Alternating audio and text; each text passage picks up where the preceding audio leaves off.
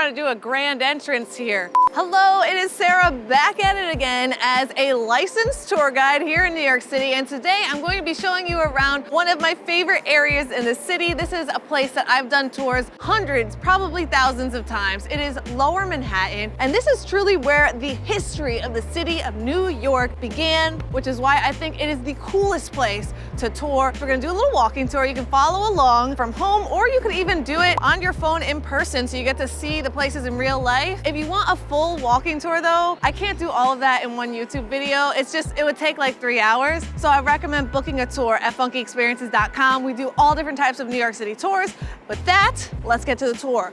First stop is this one. See this building behind me? Looks pretty regular, but it is absolutely the opposite of that. This is the Federal Reserve Building of New York City, and this is where the largest concentration of gold in human history is buried, about 80 feet below the ground. Some indicators that really show that this is not your typical building. There's armed guards standing on all sides of it. The walls extra thick, the gates on the windows. 5% of the gold that was ever mined on the planet is right down there. Why is it buried 80 feet below the ground and not inside that building? It weighs about 6,700 tons. So if they actually had that in the building, it would fall through the floor. So they had to create a very elaborate vault system. It kind of looks like James Bond. It's very cool. Fun fact though about this spot. This is where the largest cyber heist of all time happened in 2016. In 2016, the Federal Reserve Bank started getting all of these transfer requests from a bank in Bangladesh. The transfers ended up asking for $1 billion. Due to a spelling error, the Federal Reserve didn't actually send that much money, but they ended up sending 81 million before catching the error. And of that 81 million,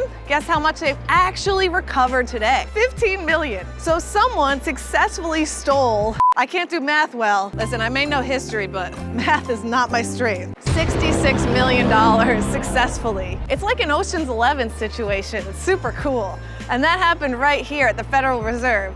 They don't talk about it a lot because they're embarrassed. Let's continue to some more crazy things about this area of the city, because there's a lot of history, a lot of crazy history. Anyone that lingers around this area, they get mad sketch. Oh, there's like a guy coming, let's go.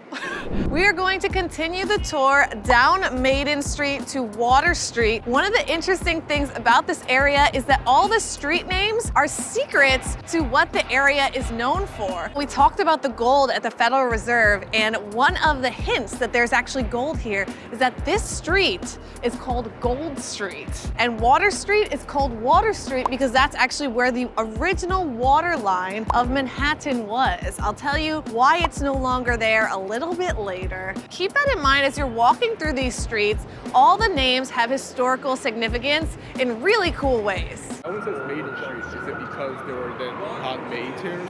Okay.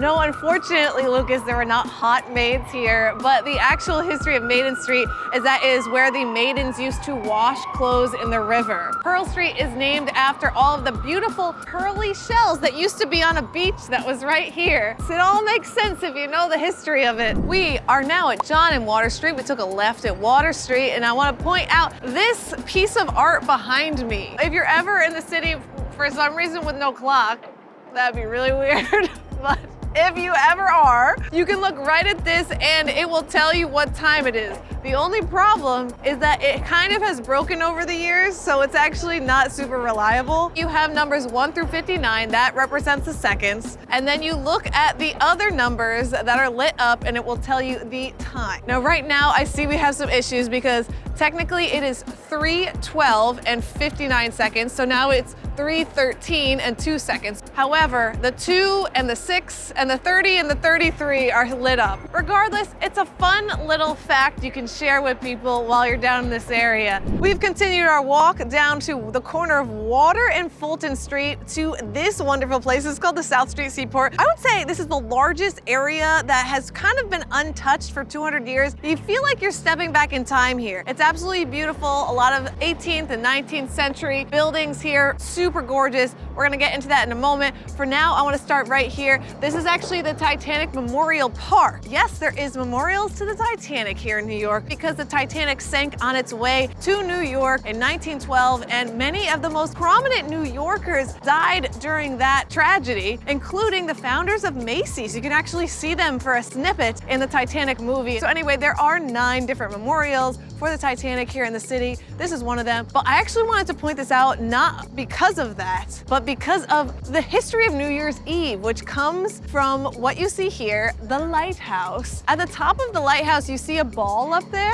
So lighthouses back in the day would drop a ball when it would be noon. So this actually refers directly to why we drop a ball in Times Square on New Year's Eve. Back in the 19th century, this area was super bustling. And during this time, the city was expanding rapidly, and the government of New York wanted to encourage more people to move further up into the boonies, aka 42nd Street. I know, crazy to think that 42nd Street was considered far back then. So they asked a newspaper if they would consider moving to 42nd Street to encourage people to move there. That newspaper that still exists today said they will only move up there to 42nd Street in an area called Longacre Square at the time if the square would be named after them. Which newspaper was it? Which newspaper was it, Lucas? Times. You're right, New York Times. So when the New York Times moved up to Longacre Square, it was renamed to Times Square, and that is why Times Square is called Times Square. So you're probably wondering, what does that have to do with New Year's Eve?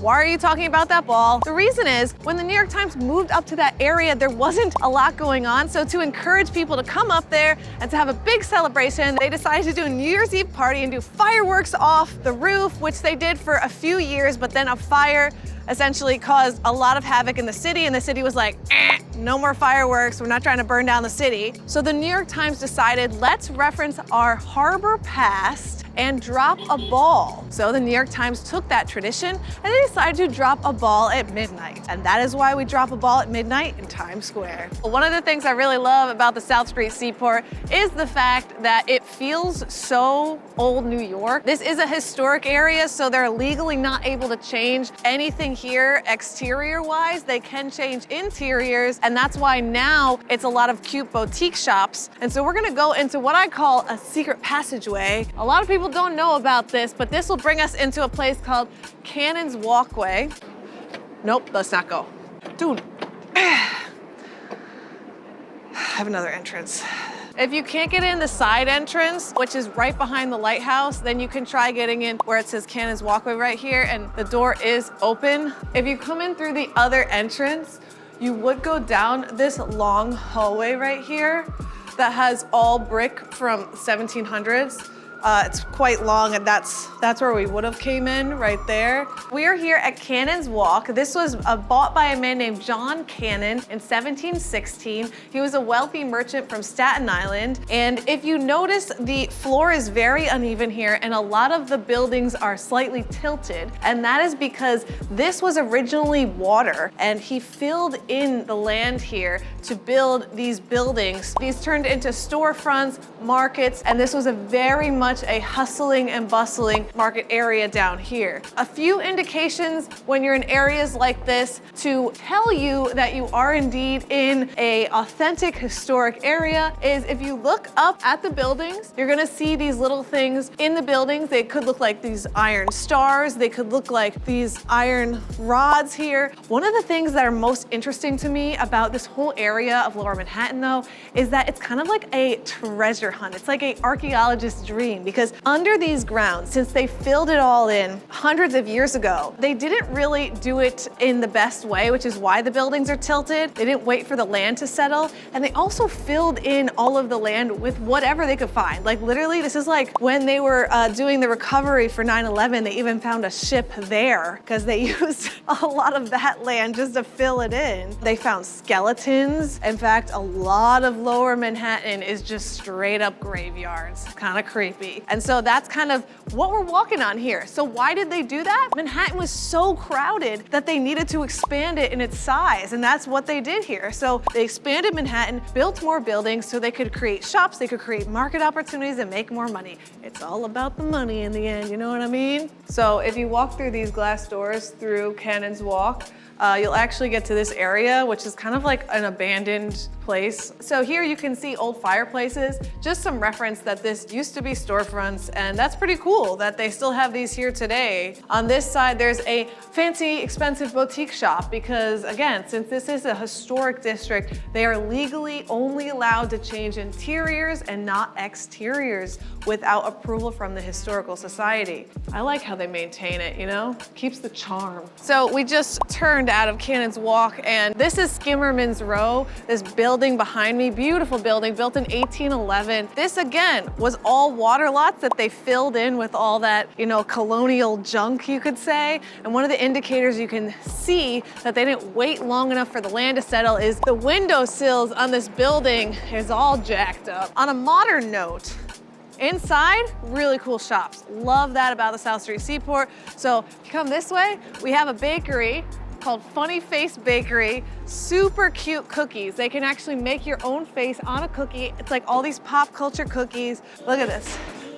So here we got a Drake cookie. Fun. What else? Dwight from The Office. You send a picture, they sketch it, and they put it on a cookie. As you cross over from the South Street Seaport over South Street, you come here to Pier 16, and what you'll see is a boat from 1885 called the Waver Tree. I wanted to show you this because back in the 1800s and the 1700s and the 1600s, and essentially ever since New York City has been populated, you had ships like this lining the harbor. And that's because New York was really a major port city, and that is why New York expanded so rapidly. Its prime position on the East Coast and its protection from the Atlantic Ocean with Staten Island right there in Brooklyn. It really creates the perfect little port, and that's why New York City was so popular. It was an ideal location for trading, and that's why it grew so quickly. So you can actually go on this boat and see how it used to function in 1885. However, if you would rather go on a boat like this,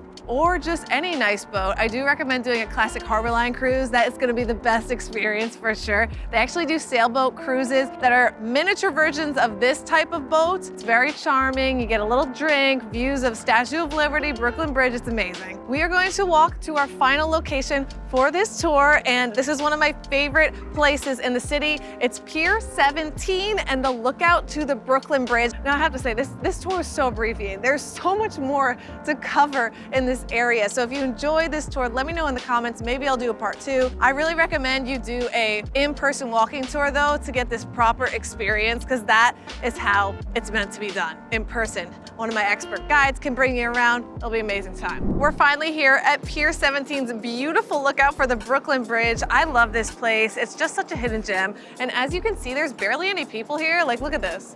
So much seating, like unlimited seating, and just people don't really know about it. Can I put this here? You think that's fine, right?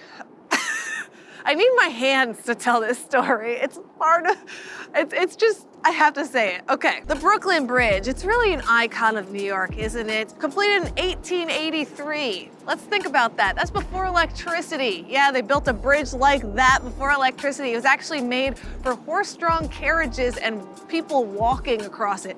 It was not made for vehicles. Here's how it began. A man named John Roebling, he was a famous bridge architect from Europe, and he came over, he was invited by the city of New York to create the grandest bridge of all time. At the time, this area of the city, Lower Manhattan, was extremely crowded, but a lot of people lived here, so they needed a bridge to cross over the East River so that people could get from one side to the other, because the ferry boats would often get stuck in the ice in the winter and it would be very unproductive. The only trick was, how are you gonna make a bridge of this size? That's never been done in history. However, John was the one to figure it out. He put together the plans, and one day when they were out looking for the exact location of the bridge, they were in a boat, and because it was January, the boat ended up freezing and they got stuck in the ice exactly where the Brooklyn Bridge is today. And John, who is very much a religious man, considered this a sign from God that this is where the bridge needs to be. A few weeks later, he's out doing measurements,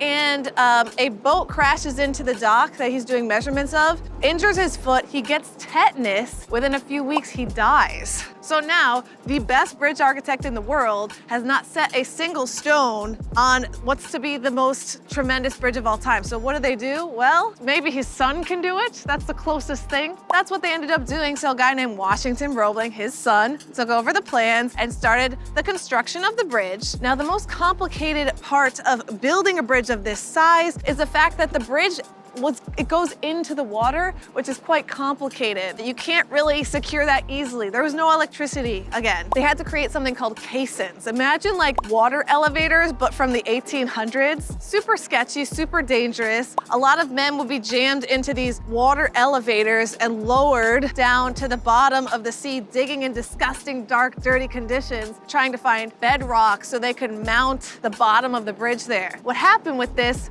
because they didn't understand something called caisson's disease, or the bends, which divers get. When you come out of the water too fast, you could get the bends, which is when nitrogen is in your blood. This can cause blindness, deafness, and paralysis.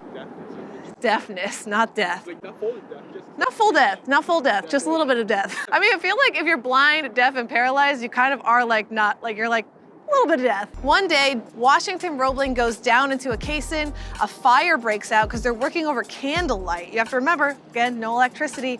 And so they shoot the caisson out of the water, and Washington Roebling ends up getting the bends, and he ends up getting blindness, deafness, and paralysis. Okay, so let's summarize here. Dad dies, son is pretty much unable to complete it. So my question is, Lucas, who always gets the job done? Women, that is right, my friend. And so Washington Roebling's wife, Emily Roebling, completed the bridge, and it opened in May of 1883 to tremendous applause. People were losing their mind. If you've ever been on a bridge of a large size, you notice it kind of bounces, and that's normal. That's so it doesn't break in half. Well, people weren't used to that. They didn't trust a bridge like this, and so it starts bouncing, and people think, oh my gosh, it's collapsing. And they start running, and a bunch of people get trampled to death. All of a sudden, people don't want to cross the bridge anymore because they consider it bad luck or immediate death. So Emily Roebling comes up with a great idea, and she's like, you know what? The circus is in town. I'm gonna ask them to take all their elephants and walk it across the bridge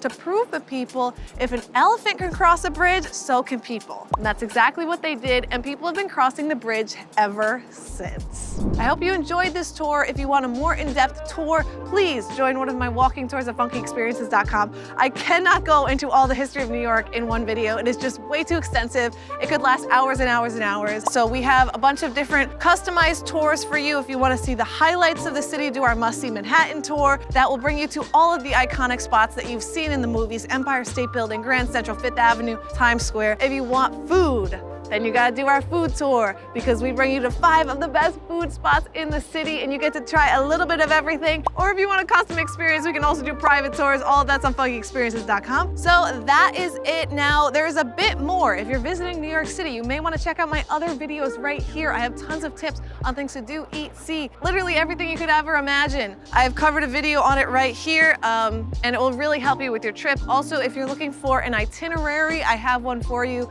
It is a 3-day guide. I'll put that in the link below. I got you covered, guys. I got you covered. Enjoy your time in New York, and I'll see you next time. Bye.